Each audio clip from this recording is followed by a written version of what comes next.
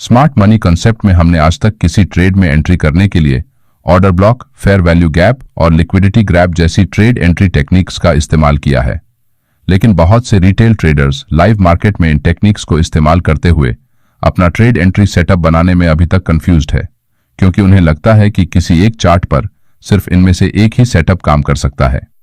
इसीलिए आज के वीडियो में हम एक ही चार्ट पर आप किस तरह से इन तीनों टेक्निक्स का इस्तेमाल करके ट्रेड एंट्री कर सकते हैं। पहले हम ऑर्डर ब्लॉक एंट्री सेटअप को समझेंगे।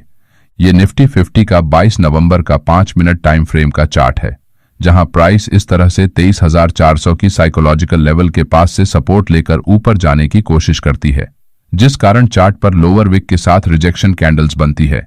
इसका मतलब यहां सेलर्स प्राइस को नीचे ले जाने में बार बार फेल हो रहे हैं। कुछ देर बाद जब प्राइस अपने डे हाई को ब्रेक करके ऊपर निकलती है, तो यहां इस ब्रेकआउट को देखकर बहुत से रिटेल ट्रेडर्स इस बिग ग्रीन बुलिश कैंडल के पास लॉन्ग ट्रेड में एंट्री करते हैं, क्योंकि मार्केट ने यहां लोअर लेवल्स पर एक स्ट्रॉन्ग सपोर्ट एरिया से सपोर्ट लेकर अपने डे हाई को ब्रेक किया है।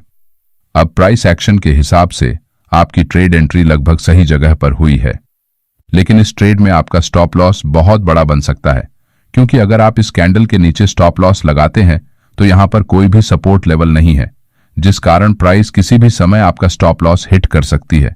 और अगर आप सपोर्ट के नीचे स्टॉप लॉस लगाते हैं तो वो बहुत बड़ा बन जाता है, जिससे आपका रिस्क टू रिवॉर्ड रेशियो बिगड़ सकता है। थोड़ी ही देर में मार्केट नीचे आकर इस कैंडल के नीचे जो बायर्स स्टॉप लॉस लगाकर बैठे थे, उनके स्टॉप लॉस हिट करके उन्हें मार्केट से बाहर करता है। लेकिन अगर आप एक रिटेल ट्रेडर की तरह ना सोचते हुए स्मार्ट मनी के नजरिए से इस चार्ट को देखेंगे, तो यहां मार्केट ने पहली बार अपने प्रीवियस हाई को ब्रेक किया है। इसका मतलब इस लेवल के पास जो रिटेल ट्रेडर्स शॉर्ट सेल करके बैठे हैं, वो इस ब्रेकआउट की वजह से मार्केट से बाहर हुए होंगे। यहां की लिक्विडिटी को स्वीप करने के बाद प्राइस अपने प्रीवियस इंपल्सिव मूव से लगभग 85% से ज्यादा रिट्रेस हुई है। इसका मतलब ये एक वैलिड ब्रेक ऑफ स्ट्रक्चर है, क्योंकि यहां मार्केट ने सबसे पहले एक इंड्यूसमेंट क्रिएट करने के लिए इस एरिया का ब्रेकआउट किया और बाद में प्राइस नीचे आई है। साथ ही यहां से प्राइस ने इस लास्ट ट्रेड बेरिश कैंडल के बाद एक स्ट्रॉन्ग इंपल्सिव अप मूव किया है, क्योंकि यहां प्राइस बार बार इस लेवल के नीचे जाने की कोशिश तो कर रही है, लेकिन उसमें नाकामयाब हो रही है। इसका मतलब इस पॉइंट से मार्केट में बड़ी संख्या में बाइंग हुई है, जिस वजह से यहां बाइंग प्रेशर बढ़ने के कारण मार्केट तेजी से ऊपर गया है।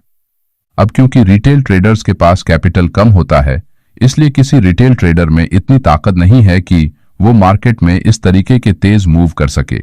साथ ही रिटेल ट्रेडर्स की संख्या ज्यादा होने के कारण हर एक का माइंडसेट भी अलग अलग होता है, इसलिए वो अपने हिसाब से अलग अलग लेवल्स पर बाइंग और सेलिंग करते हैं।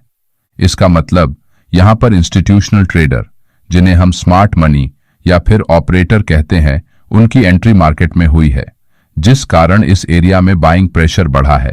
इसलिए हम इस लास्ट ग्रीन बुलिश कैंडल के हाई और लो को मार्क करते हुए अपने ऑर्डर ब्लॉक को इस तरह चार्ट पर बनाएंगे। अब आप में से बहुत से ट्रेडर सोचते होंगे कि हमें सिर्फ इसी कैंडल को ही क्यों ऑर्डर ब्लॉक कहना है, क्योंकि जब भी मार्केट में किसी लेवल के पास स्मार्ट मनी अपनी एंट्री करते हैं तो मार्केट में तेज मूव्स आने लगते हैं। लेकिन इंस्टीट्यूशनल ट्रेडर्स अपने ऑर्डर्स इतनी बड़ी संख्या में लगाते हैं कि वो एक ही समय और एक ही जगह पर एग्जीक्यूट नहीं हो पाते, क्योंकि उनके ऑर्डर्स एग्जीक्यूट होने के लिए उस एरिया में उतनी ही संख्या में रिटेल ट्रेडर्स के भी ऑर्डर्स उन्हें चाहिए होते हैं, तभी उनके ऑर्डर्स पूरी तरह फुलफिल हो सकेंगे। इसीलिए वो चार्ट पर एक रेंज के अंदर अपने सभी ऑर्डर्स लगाते हैं, ताकि इस रेंज के अंदर के रिटेल ट्रेडर्स के ऑर्डर्स के साथ उनके ऑर्डर्स मैच कर सके, जिससे भविष्य में जब भी प्राइस उस रेंज में वापस आती है तो उनके बाकी बचे सभी पेंडिंग ऑर्डर्स एग्जीक्यूट हो जाने के कारण प्राइस फिर से अपना पुराना ट्रेंड कंटिन्यू करती है। यहां मार्केट में सबसे आखिरी स्ट्रॉन्ग रेड बेरिश कैंडल के लो को इस ग्रीन कैंडल ने नीचे ब्रेक किया है। इसका मतलब यहां की लिक्विडिटी को इस ग्रीन कैंडल ने स्वीप किया है। साथ ही ये दोनों कैंडल्स इस रेड बेरिश कैंडल के अंदर क्लोज होने के कारण ये इनसाइड कैंडल्स कहलाती है, और इस लास्ट कैंडल से ही मार्केट में एक तेज अपसाइड मोमेंटम आया है, इसलिए हम इसे ऑर्डर ब्लॉक कैंडल कहेंगे, जिस कारण हमने यहां पर ऑर्डर ब्लॉक को मार्क किया है। अगर मार्केट में स्ट्रॉन्ग बुलिश सेंटिमेंट होगा तो प्राइस के वापस इस लेवल के पास आने की संभावना ज्यादा है, इसलिए इसी संभावना को पकड़ने के लिए हमने यहां ऑर्डर ब्लॉक को मार्क करते हुए अपने बाय ऑर्डर्स इस एरिया में प्लेस किए हैं, जिससे हमारा स्टॉप लॉस पहले के मुकाबले बहुत ही छोटा बन गया है। कुछ ही देर में प्राइस हमारे ऑर्डर ब्लॉक एरिया में टैप करके यहां से रिवर्स होकर ऊपर निकल जाती है, क्योंकि यहां पर स्मार्ट मनी के जो पेंडिंग ऑर्डर्स थे उनको मार्केट ने पूरी तरह फील किया है, जिसके बाद प्राइस ने अपना पुराना ट्रेंड कंटिन्यू किया है। ऑर्डर ब्लॉक सेटअप में ट्रेड एंट्री के लिए हम ऑर्डर ब्लॉक एरिया के स्टार्टिंग पॉइंट के पास लिमिट ऑर्डर्स लगाकर रखते हैं, जिससे हमारी ट्रेड एंट्रीज मिस नहीं होती। अगर आपको ऑर्डर ब्लॉक की कॉन्सेप्ट को अच्छे से समझना है तो आप हमारा ऑर्डर ब्लॉक वाला वीडियो देख सकते हैं। इस तरह से आप यहां ऑर्डर ब्लॉक सेटअप में छोटे स्टॉप लॉस के साथ ट्रेड एंट्री करके अच्छा प्रॉफिट बना सकते हैं। लेकिन आजकल बहुत से रिटेल ट्रेडर्स कम समय में प्रॉफिट बनाने के चक्कर में बिना किसी सेबी रजिस्टर एडवाइजरी से ट्रेडिंग टिप्स लेकर अपना बड़ा नुकसान करवा लेते हैं और बाद में मार्केट को दोष देते हैं। लिए अब हमारे वीडियो में आगे बढ़ते हुए अब इसी चार्ट पर fair value gap entry setup को समझते हैं। यहां इसी चार्ट पर हमने इससे पहले ऑर्डर ब्लॉक को मार्क किया था। इस लास्ट ग्रीन कैंडल के बाद की दो कैंडल्स को अगर हम 1, 2 और 3 नंबर देंगे तो हमें यहां पहले कैंडल की क्लोजिंग और तीसरे कैंडल के लोअर पॉइंट के दौरान कुछ गैप नजर आएगा। इसी गैप को स्मार्ट मनी कॉन्सेप्ट में प्राइस इम्बैलेंस या फिर फेयर वैल्यू गैप कहा जाता है, जिसे बहुत से लोग FVGG कहते हैं।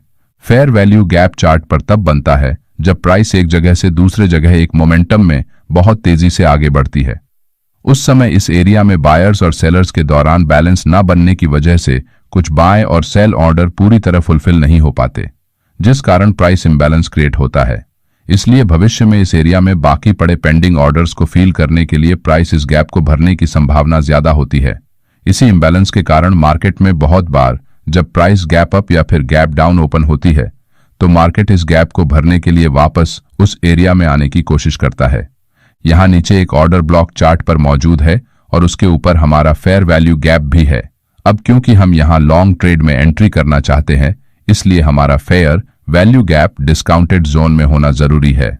अब इस डिस्काउंटेड जोन को मार्क करने के लिए हम एक आसान तरीके का इस्तेमाल करेंगे।